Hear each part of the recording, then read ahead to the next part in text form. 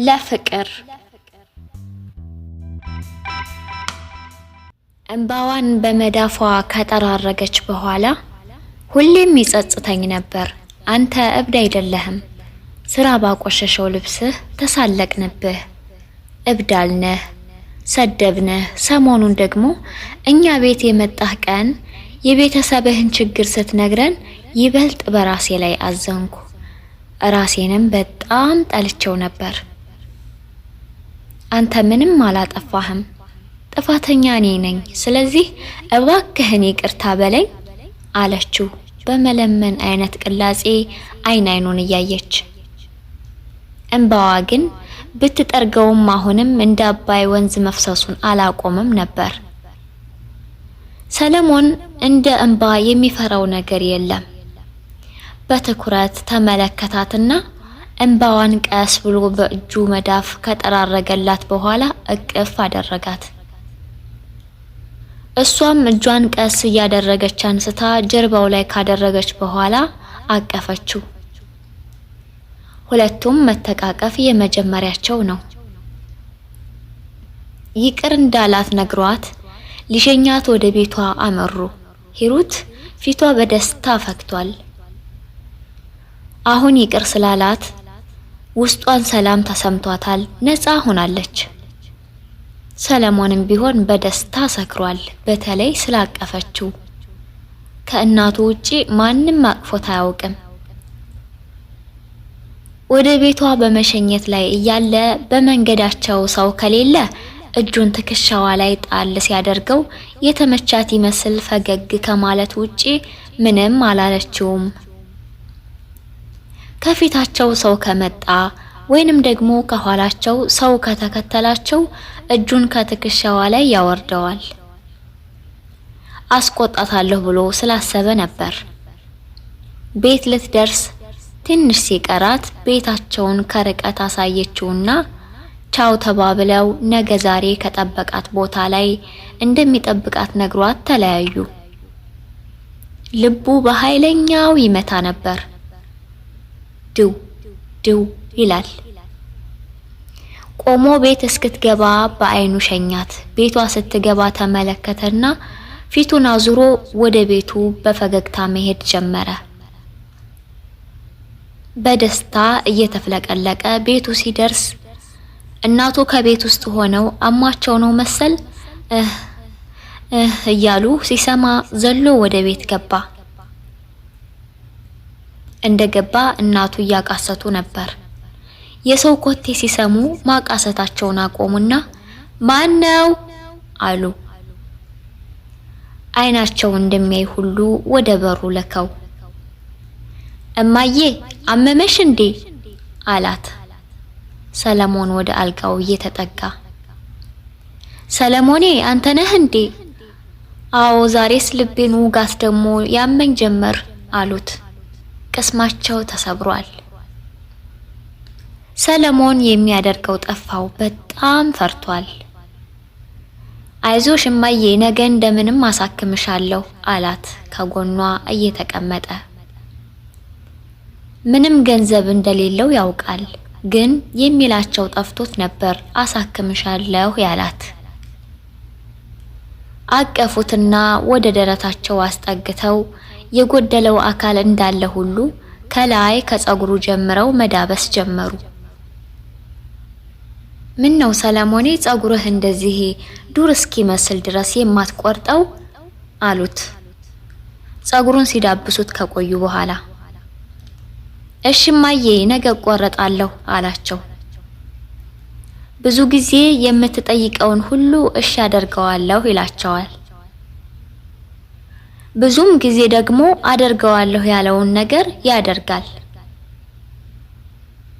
እናቱ ፈገግ እንዳሉ መዳበሳቸውን ቀጠሉና ግንባሩን አልፈው ወደ ታች ሲወርዱ ፊቱ አካባቢ የሰለሞን እንባ እጃቸውን ፈጃቸው።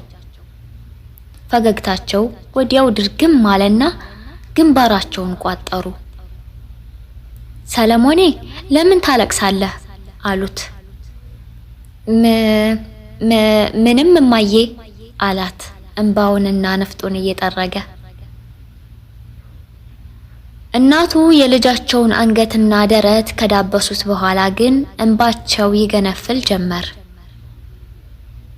የደረቱ አጥንት መግጠጡን በእጃቸው ዳብሰው ልጃቸው እንደከሳ አውቀውታል።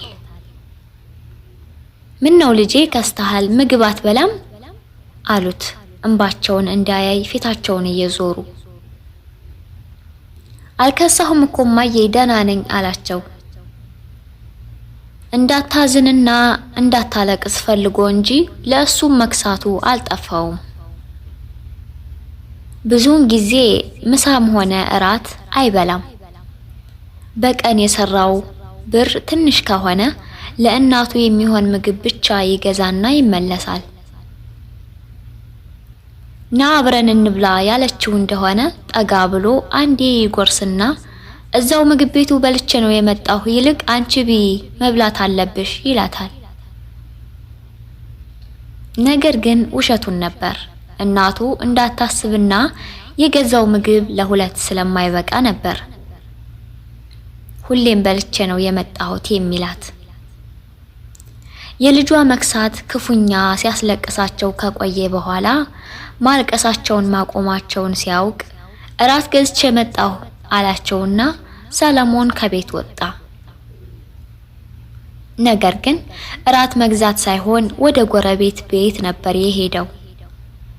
የጎረቤታቸውን የወይዘሮ ዝናሽን ግቢ አልፎ ከገባ በኋላ ወይዘሮ ዝናሽን ወጥ እየሰራች አገኛት። ከማብሰያዋ ተከታትሏት ገባና እማማ ነው የሚላት። እማማ እባክሽ እናቴን አሞብኝ ነው የማሳክምበት ብር ካለሽ አበድሪኝ አላት። እየፈራ አንገቱን እንዳቀረቀረ ብድር ሲጠይቅ የመጀመሪያው ነው። አመማት እንዴ ምንቴን አለችው። እማማም ቢሆን ደንግጣ ነበር። ምንትዋብን አቆላምጣ ስትጠራት ምንቴ ነው የምትላት። አዎ ውጋት ነገር አሟታል አላት። እማማ ወሬ ማብዛት አልፈለገችም። ወደ ሳሎን ከገባች በኋላ ከጥቁር ቦርሳ ውስጥ ብር እያወጣች ተመለሰች። 2000 ብር ቆጥራ ሰጣችውና ካነሰህ ጠይቀኝ አለችው። ሰለሞን በጣም አመስግኖ ከማብሰያዋ ወጣና አንዴ ፈጣሪውን አንዴ ደግሞ እማማን እያመሰገነ ለእናቱ እራት ሊገዛ ወደ አንድ ካፌ አቀና። ወይዘሮ ምንትዋብና እማማ የልጅነት ጓደኛሞች ብቻ ሳይሆኑ እህትማማቾችም ማለት ናቸው። በተቸገሩ ጊዜ አንዷ ከአንዷ ተበዳድረዋል።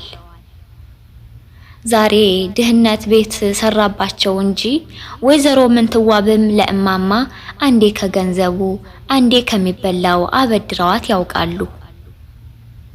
ዛሬ ግን የሰው እጅ ያዩ መኖር እጣ ፈንታቸው ሆኗል።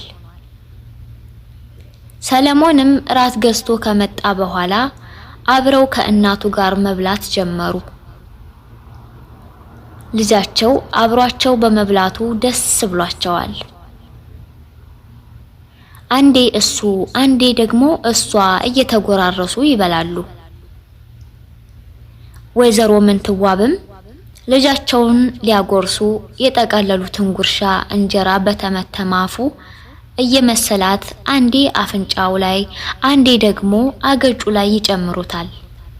ያኔ ሰለሞን በእናቱ ድርጊት ትንሽ ኪለው ይስቃል። የልጃቸው መሳቅ ፈገግ አስባላቸው ደስተኛ ሆነዋል። የታመሙ አይመስሉ። አይናቸውን ፊት ለፊታቸው ተቀምጦ የሚስቀውን ልጃቸውን ሲስቅ ለማየት ቢያንከባልሉትም ሊያዩት አልቻሉም ከመስማት ውጪ።